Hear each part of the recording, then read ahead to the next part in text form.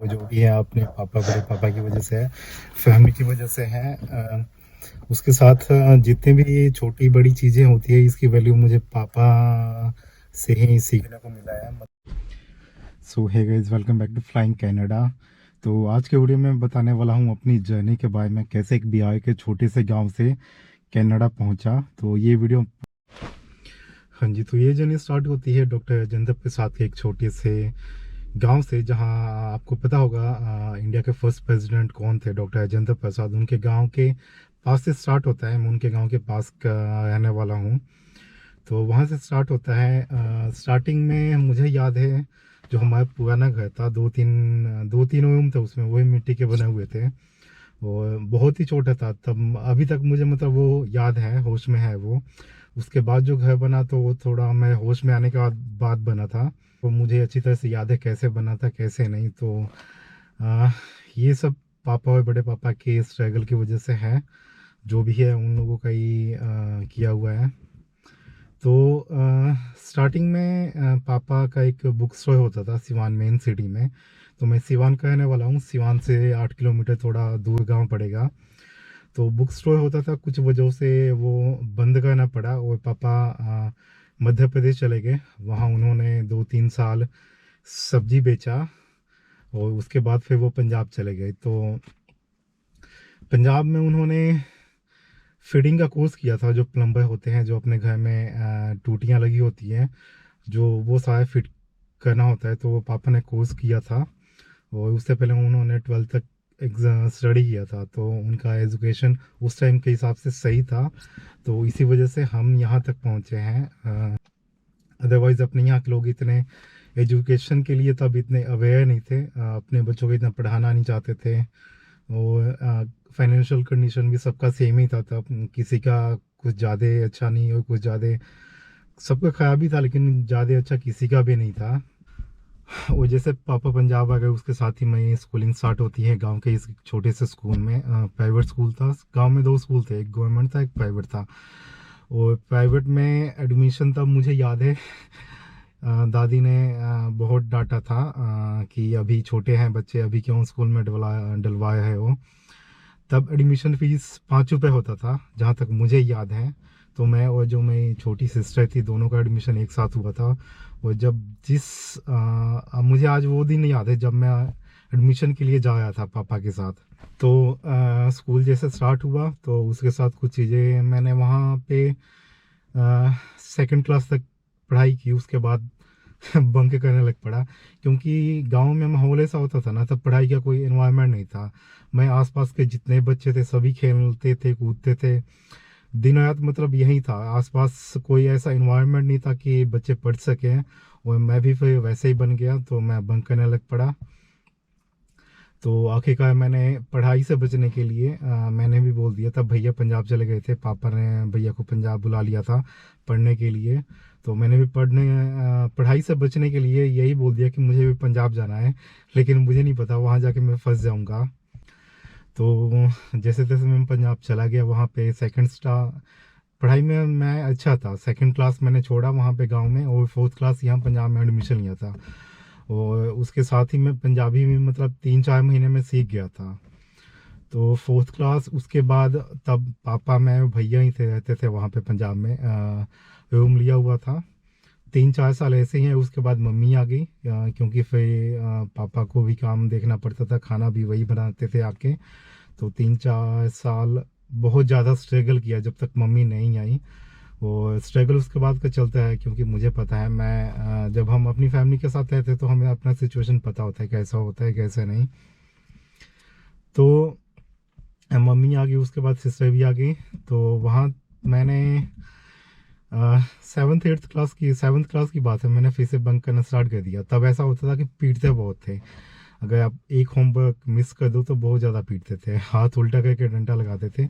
ये चीज़ गांव में था इसीलिए गांव में मैंने बंक करना स्टार्ट किया था, ये चीज़ पंजाब में भी था इसीलिए वहाँ पे भी मैंने सेम चीज़ कंटिन्यू रखा।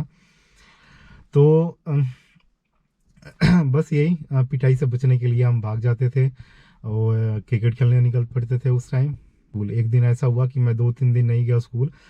स्कूल ड्रेस पहन के जाता था लेकिन स्कूल नहीं जाता था, और स्कूल वालों को भी पता लग गया। वो उन लोगों ने जो क्लास के लड़के होते हैं घर भेज दिया उन लोगों को कि आपका बच्चा स्कूल नहीं आता। तो पापा को पता चल गया। पापा का फ़ोन होता था तब, जो सबसे पुराना नोकिया का फ़ोन होता था, जिसमें सिर्फ कॉलिंग का बेसिक फ़ोन जो होता था तब के टाइम, 2005 की बात है या उससे पहले की बात है शायद। तो वो भी नया नया फ़ोन लिया था पापा ने। तो मैं क्या करता था, वो फ़ोन अपने साथ ले जाता था कि कॉलेज, ताकि स्कूल वाले फ़ोन करे तो उनको पता ना लगे। वो एक दो बार ऐसा हुआ था कि पापा फ़ोन भूल जाते थे घर पे, पर मुझे लगा था कि हाँ चलो लेके जाऊंगा और वापस आऊँगा, जैसे स्कूल की छुट्टी होती है वैसे घर वापस आ जाऊंगा और फ़ोन चुपके से रख दूंगा, बोल दूंगा कि शायद पापा भूल गए होंगे कहीं पे रख के, इसीलिए घर में ही पड़ा था। लेकिन फिर कहानी मतलब पता लग गया, पता तो लगना ही था, तो बस पापा ने बेल्ट निकाला और मैं घर से भाग गया। स्पीड नहीं थी, तेज़ थी ना भागने की।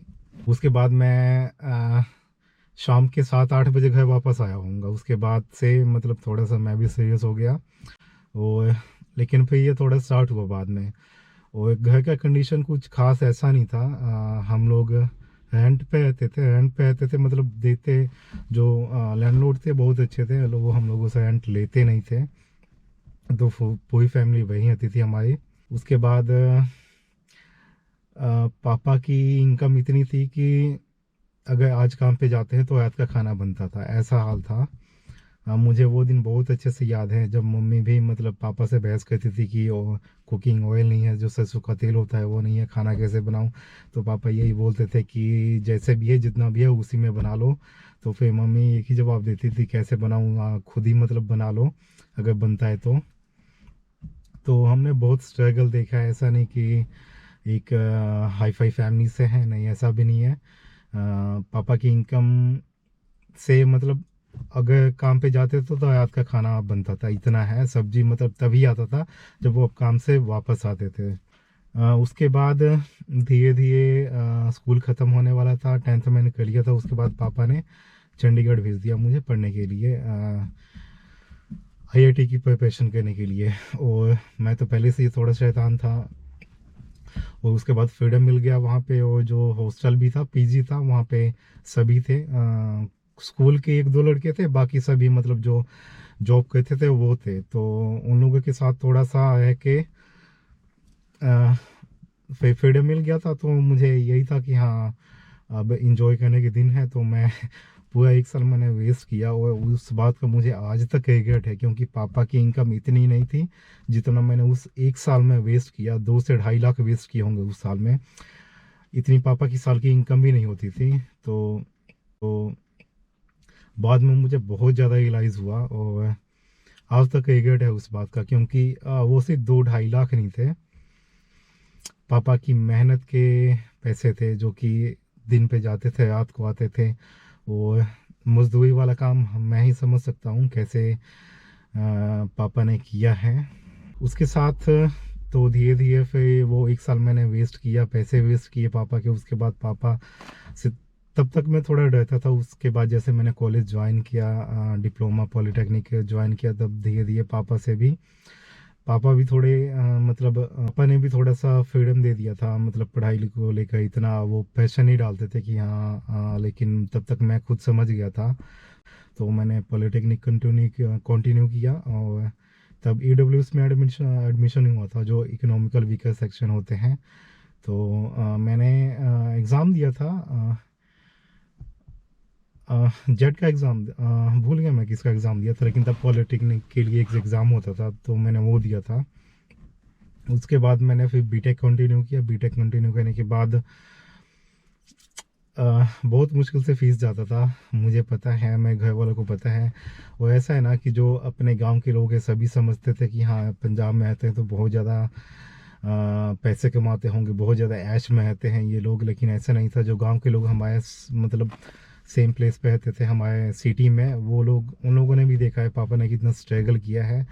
अब ये भी है ना, पापा की एक प्रायोरिटी थी कि हमें पढ़ाने की, क्योंकि बाकी जितने गांव के लोग थे वहाँ पे सब लोगों ने अपने मकान बना लिए। उनके बच्चे पढ़ नहीं पाए, मुझे भी पता है इतना। लेकिन अब ये होता है कि सबकी प्रायोरिटी अलग अलग होती है। पापा ने कभी भी मतलब इस चीज़ में कमी नहीं होनी थी, पढ़ाई में कमी नहीं होनी, चाहे पैसे की कमी हो तो भी उन्होंने मतलब फील नहीं करवाया कि हाँ पैसे नहीं हो तो पढ़ाई छोड़ दो या ये वो। तो तब तक हम भी बहुत समझदार हो चुके थे, पर जब पता होता है ना कि पापा की सैलरी कम हो तो मतलब खुद ही एक अंदर से आ जाता है कि नहीं, मतलब मैंने खुद भी कभी किसी चीज़ का डिमांड भी नहीं किया। आज तक मेरे पास बाइक नहीं है, खुद की बाइक नहीं है, और मैंने कभी बोला भी नहीं पापा से कि हाँ हमें बाइक चाहिए, क्योंकि हमें कंडीशन पता था कैसा था तब। तो जैसे तैसे बीटेक ख़त्म हुआ, उसके साथ भैया को पापा ने यहाँ भेज दिया। इसमें बड़े पापा ने काफ़ी हेल्प की थी। तो उसके बाद भैया के आने के बाद मैं भी यहाँ पे आ गया। मैं 19 में आया था यहाँ पे। तो बीटेक ख़त्म करने के बाद 19 में आ गया मैं यहाँ पे पीजी के लिए। उसके बाद से सब आपने अभी तक देखा होगा, जो नहीं देखा वो पहले का नहीं देखा होगा आपने, पहले का आपको नहीं पता होगा। लेकिन इतना ही है कि सबकी प्रायोरिटीज़ अलग होती है। मेरे पापा ने बहुत हार्ड वर्क किया, उनके पास इस टाइम सेविंग्स कुछ नहीं है, हम लोगों के अलावा कुछ नहीं है उनका सेविंग्स बैंक अकाउंट बिल्कुल खाली है, क्योंकि जितने भी पैसे वो दिन के कमाते थे वो सभी हमारे स्टडी में लगा देते थे। आज तक मुझे याद है कि जो उनके कपड़े होते थे, पैंट शर्ट होता था, 3-4 साल तक मतलब सेम ही पहनते थे, जूते भी ऐसे ही होते थे। कभी खुद के लिए मतलब ऐसा नहीं कि मुझे नया लेना है, नया फंक्शन है, कुछ ऐसा कुछ नहीं है, बहुत ही सिंपल है। और हाँ मतलब पढ़ाई पे बहुत ज़्यादा उन्होंने जोर दिया था। अगर कोई और होता तो इतना नहीं करता, मतलब वो अपने घर बनाने में लगा देती हैं। तो जो बोलते हैं ना कि बहुत ज़्यादा हम लोग अब एक और बात होता है, जब हम पंजाब में थे तो लोग यही समझते थे कि बहुत ज़्यादा पैसे हैं या ये वो, लेकिन अब रिश्तेदार को कौन समझाए, और ऊपर से डिमांड्स अलग अलग होते हैं सभी के। तो मुझे पता था पापा की कंडीशन कैसी है, हमारे घर की फाइनेंशियल कंडीशन कैसी है। कभी भी हमने किसी चीज़ की डिमांड नहीं की जो फालतू की चीज़ें हों, जो और पापा ने कभी ऐसी कमी नहीं होने दी जो हमारी ज़रूरत की चीज़ें, कभी भी उसकी कमी नहीं होने दी। तो यही बहुत कुछ सीखा है मैंने पापा से। उसके बाद अभी तक सीखे रहा हूँ। अब वो गांव चले गए हैं। वो ऐसा था ना कि हमने कभी सोचा नहीं था, क्योंकि हम बहुत ही ज़्यादा मतलब जब गांव में थे, जब तक मैं बहुत छोटा था तब तक खाने के लिए भी मतलब अनाज नहीं होता था घर पे। सेम सिचुएशन यही रहा जब हम पंजाब में आए। मतलब कुछ इतना फाइनेंशियल, आप कह सकते हो एक मिडिल क्लास फैमिली होती है, वो भी नहीं।